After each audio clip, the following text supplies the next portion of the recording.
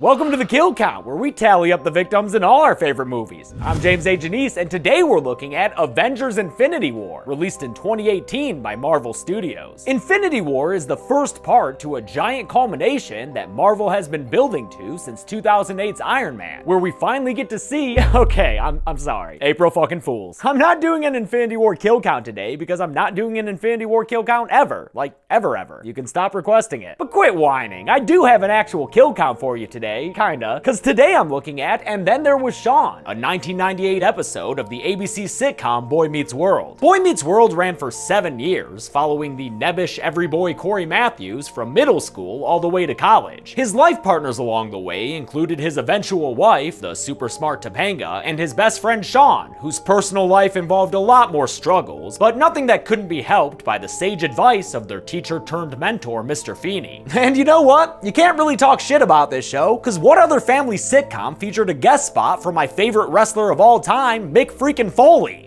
Where am I? And Then There Was Shawn aired during the show's 5th season, when the characters were on the verge of graduating high school. Specifically, this episode sees Corey and Topanga temporarily broken up after Corey's flirtatious encounter with Linda Cardellini, and Shawn having a real hard time dealing with the change in equilibrium. Although it aired in February, this always seemed like a Halloween episode, probably because of all the horror movie references and characters getting killed. That's right, I said kills. How many? Well, let's find out and wander down this road that we call the kills. It's what we're doing. The episode begins with Shawn Hunter, played by Ryder Strong, which is somehow not a porn actor's name, having to sit between Corey and Topanga because of their relational strife. He tries to pretend that he's not bothered by this lover's quarrel, but when rando classmate Kenny asks to borrow Topanga's giant pencil, Shawn turns into an attack dog and yells at Kenny to back the fuck off. This causes poor beleaguered George Feeney to grow impatient with his class. Shut up. He even waves a pair of scissors around and says a swear. This class will not be more interested in the romantic goings-on of its students than it is with whatever the hell I'm teaching. They actually had to censor that when they re-aired this on the Disney Channel. Feeney, you so naughty. A creepy janitor named Freddy interrupts the class and points at everyone threateningly. And that breaks Feeney's last bit of patience, so he ends up giving detention to our principal cast plus Kenny. Oh, watch the boom mic up top, y'all. After he leaves them to their own devices, Shawn gets up so he can go to his locker and get his cheese product. Well, if we're gonna be in here for over an hour, then I'm going to my locker to get my cheese product. Yo, we talking Kraft singles or like Cheese Whiz? You looking to make a leaning tower of cheese up? But Shawn can't get to his cheese product because that door is locked. He can't do that! It's against the Geneva Detention Convention. Solid joke. Creepy Fredster walks by again, giving us the first of this episode's unnerving handheld shots, and then he squeaks his dustbin away, officially upsetting Angela, who I think at this point in the show was Shawn's girlfriend. I don't know, they were always on and off. Either way, she lays claim to the title of Scream Queen after a bloody message on the chalkboard is revealed. Shawn says he knows all about horror movies, essentially declaring himself the Randy Meeks of this show, and surmises that Mr. Feeney is behind all of these obvious horror tropes, including Our soon-to-be first victim. Me? Why me? Well, Kenny, it's certainly not gonna be any of us. What are you doing? But Kenny's not enough. We're gonna need more characters around if we want a respectable kill count here. Coming in hot with that early era South Park reference is Corey's brother Eric alongside Shawn's half-brother Jack. But they're not in danger just yet. We've still got Kenny to take care of, which happens right after the lights are turned off. No. You scream when the lights go off. To scream when the lights come on takes away from the first scream. Angela's subsequent screams were in reaction to Kenny, who they find dead with that giant pencil through his head. I usually make a joke here to keep the kill graphic on screen long enough to read, but I'll let Corey take care of it this time. We'll always remember he was that tall. Great work, dude. Oh, and in case you want more early South Park references, Eric's got them aplenty. Oh my gosh!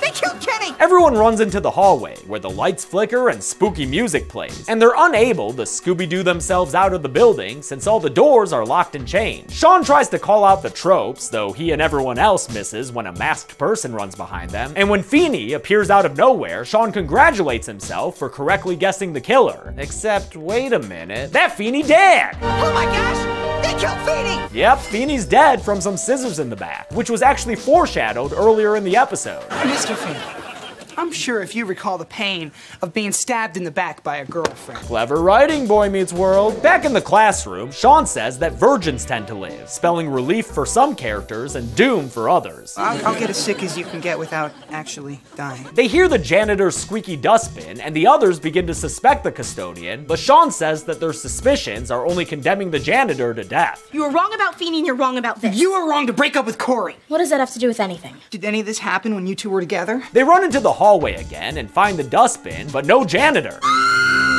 You know, you are really good at that. That is until they look inside and find his body. Hope it's not on top of a bunch of water bottles full of chew. Did y'all have that in your high school trash cans and bathrooms? Shit was gross. Shawn says that with the obvious suspects gone, there's only one explanation remaining. The killer is one of us. Like in, the killer is one of us.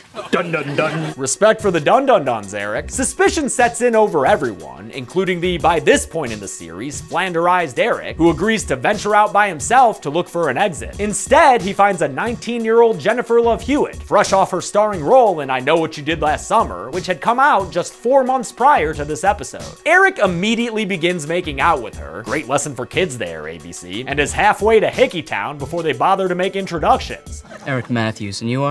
Jennifer Love Pfefferman. The others come out and meet Pfeffy, even though not everyone's a fan.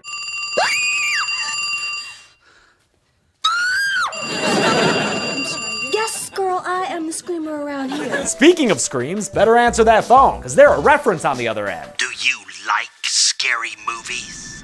What's your favorite? Dum Dum Eric accidentally breaks the phone, so they can't use it to call for help, and then is back to running around some more. They end up in the library, where we get a classic killer POV shot, and split up amongst the bookshelves. Corey is scared, and Pfeffy gives him a little cheek smooch, but then she's incapacitated after some books fall down on her. Thanks, Mr. Skellyface. That girl was expensive to have on set. Pfeffy clings to life long enough for Eric to come to her side, and the two of them go out together when the killer publishes a sequel. Another pile of books that comes down and finishes off both of them. Jack sees that his best friend and roommate was killed, and realizing that he can't afford rent without Eric paying his portion, goes to throw himself out of the library window. Angela steps out on the ledge and successfully talks him out of it, but it's too late by then, because the killer appears and pushes both of them off the ledge, killing them together and making a pretty decent case for those annoying window locks at schools. With everyone else dead, the show's 3 main characters are left to confront the skeleton-masked killer. But the only thing this murderer seems to be interested in is getting Corey and Topanga back together. That's because the mysterious villain of this episode has actually been Shawn. What? Dun dun dun? This simple split screen effect, revealing Shawn as the killer, eventually fades back into reality, because turns out this was all a dream that Shawn's been having in detention, a latent manifestation of how upset he is over Corey and Topanga. Shawn apologizes to Feeney and the rest of his classmates and says that without Corey and Topanga together, he feels like there's nothing he can depend on in his life. It's a heartfelt moment in a show that was full of them, and because of it, Feeney lets everyone go home from detention. But as he and the others leave, turning the lights out behind them, they fail to notice a masked figure who was hiding out in the classroom. There's the dun dun dun. The episode ends with a tag wherein Feeney gets a bunch of correct answers out of students like Corey and Shawn and manages to stump the smarty pants Topanga.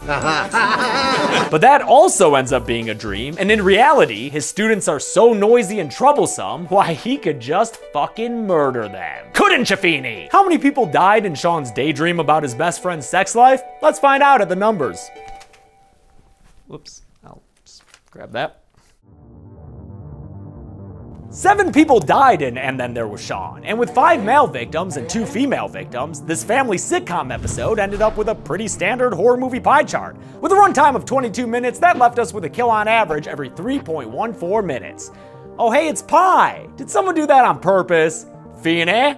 I'll give the golden chainsaw for coolest kill to Kenny. Yeah, he was a nobody, but tell me the last time you saw someone killed with a novelty pencil. Dull machete for lamest kill will go to janitor Freddy, whose death did not live up to his apparent namesake Freddy Krueger. And that's it. And Then There Was Shawn was the 17th episode of the 5th season of Boy Meets World and aired in February 1998. Hope you had as much fun with this silly episode as I did, and until next time, I'm James A. Janice.